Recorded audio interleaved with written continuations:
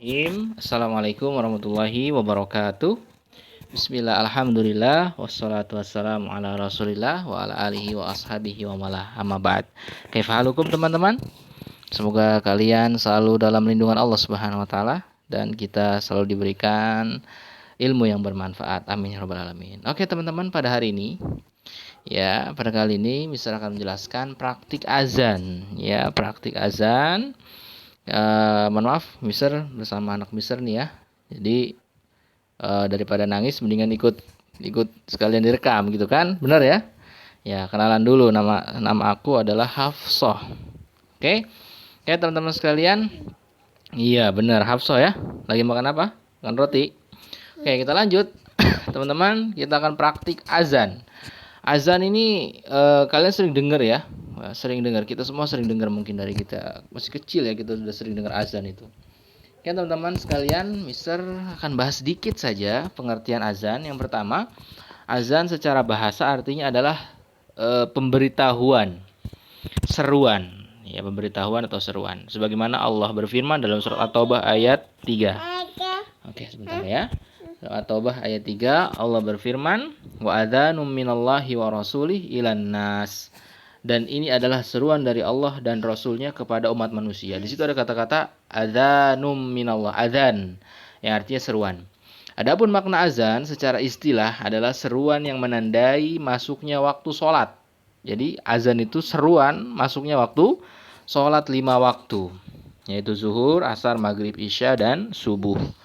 Jadi kalau 5 waktu sholat ini salah satunya akan tiba, maka akan ditandai dengan adanya azan dan dilafazkan dengan lafaz-lafaz tertentu ya yang sudah diajarkan oleh Rasulullah Shallallahu Alaihi Wasallam. Baik teman-teman sekalian, kita lanjut. Hukum azan itu ulama berbeda pendapat. Ya, ada yang mengatakan sunnah muakkadah, artinya sunnah ditinggalkan nggak apa-apa sih. Ya, tetapi pendapat yang lebih kuat bahwa hukum azan adalah fardu kifayah. Jadi harus ada yang mengumandangkan, memang dalam satu kampung atau satu komplek harus ada yang mengumandangkan. Kalau tidak ada yang mengumandangkan, maka dosa semuanya. Jadi itu fardu kifayah itu gitu. Harus ada yang mewakili ya, harus ada yang mewakili. Seperti itu teman-teman sekalian. Oke, misalnya akan memberikan catatan penting. Jadi azan ini hanya untuk laki-laki. Jadi azan dan iqomat hanya untuk laki-laki. Adapun perempuan tidak disyariatkan untuk azan dan iqomat. Jadi perempuan itu nggak boleh azan dan tidak boleh iqomat. Seperti itu teman-teman. Oke, kita lanjut lagi. Ya, kita lanjut lagi teman-teman sekalian. Syarat azan ada 7. Yang pertama, telah masuk waktu sholat. Jadi kalau waktu sholat belum masuk, terus dia azan, maka azannya tidak sah. Yang kedua, berniat azan. Niat itu di dalam hati, bukan dilafazkan. Ya, penting, niat itu di dalam hati. Jadi sebelum azan tidak ada lafaz niat. Ya, tidak ada lafaz niat. Ya, apalagi mengucapkan sholawat, nggak ada. Langsung azan. Yang ketiga, dikumandangkan dengan bahasa Arab. Azan itu bahasa Arab. Tidak boleh pakai bahasa selain bahasa Arab. Yang keempat, tidak ada lahan, tidak boleh terjadi lahan atau kesalahan dalam melafazkan. Misalkan salah mengucapkan huruf, ini fatal ya. Salah panjang pendeknya juga fatal. Yang kelima, lafaz-lafaznya diucapkan sesuai urutan. Jadi azan itu sesuai urutan. Ini salah satu poin penting ya, penilaian di ujian praktik, yaitu harus sesuai urutan. Nggak boleh kalian azan semau sendiri, artinya diacak-acak gitu ya, nggak boleh. Yang keenam, lafaz-lafaznya diucapkan bersambung. Artinya antara satu lafaz dengan lafaz setelahnya tidak boleh tertunda. Misalkan Allahu Akbar, terus kalian minum dulu gitu kan, nggak boleh, langsung berurutan, jangan sampai tertunda. Yang ketujuh, azan diperdengarkan kepada orang lain. Ya, jadi azan itu harus terdengar karena azan ini adalah syiar Islam, menandakan waktu sholat tiba. Jadi harus terdengar. Jadi azan itu harus lantang, jangan pelan-pelan apalagi lirih gitu ya. Jangan teman-teman sekalian, harus terdengar. Harus jelas intonasinya, harus jelas makhorijul hurufnya. Gitu ya teman-teman sekalian. Baik. Langsung saja Mister akan membahas tata cara azan.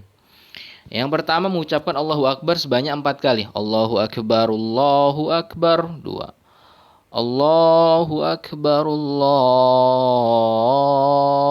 Akbar. 4. Gitu ya. Asyhadu an la ilaha illallah. 1. Asyhadu an la ilaha illallah. 2. Asyhadu anna Muhammadar Rasulullah. Asyhadu anna Muhammadar Rasulullah. 2 juga. Hayya 'alas shalah. Hayya 'alas shalah. Penting. Itu huruf tak marbutoh itu berarti itu dianggap seperti H besar kan? Hayya 'alas shalah. Jangan hayya 'alas shalah. Salah itu. Yang benar hayya 'alas shalah. Pakai H besar ya. Hayya 'alal falah. Kalau ini pakai H kecil. Hayya 'alal falah. 2 kali. Allahu Akbar, Allahu Akbar. Allahu Akbar, Allahu Akbar 2 kali. La ilaha illallah. Seperti itu azan teman-teman sekalian. Kalian nanti pakai nada kalian sendiri ya. Boleh. Seperti itu teman-teman sekalian. Lalu setelah kalian azan, misalnya kalian jadi muazin, maka kalian tidak usah baca doa setelah azan. Ya, hukumnya seperti itu. Jadi selesai kalian azan, tidak kalian baca doa setelah azan. Doa setelah azan, ya doa setelah azan hanya dibaca bagi orang yang mendengar azan, bukan untuk muazin. Jadi muazin gak baca doa. Jadi muazin tidak membaca doa. Yang membaca doa adalah orang yang mendengar azan. Tapi karena kepentingan ujian praktik, agar kita hafal, maka kita coba menghafal doa setelah azan. Dihafal ini ya, dihafal karena ini nilainya. Doanya seperti ini. Allahumma rabba hadhihi ad-da'wati tammah was-salatil qa'imah ati Muhammadanil wasilata wal fadilah wab'athu maqaman mahmudanil ladzi wa'attah. Coba lihat di situ judulnya. Doa setelah mendengar azan, bukan doa setelah azan, doa setelah mendengar. Ini untuk orang yang mendengar. Adapun muazin tidak mengucapkan doa. Jadi kalian kalau jadi muazin ketika la ilaha illallah, ya udah kalian gak baca doa apa-apa. Karena itu ya. Nah, doa ini untuk orang yang mendengar. Ya, tapi karena untuk kepentingan ujian praktik, maka kalian ujian praktik azan dan menghafal doa setelah mendengar azan. Gitu ya, agar nanti kalian ketika mungkin kalian menjadi orang yang mendengarkan azan, kalian paham, oh ini doanya. Yang tadi ya.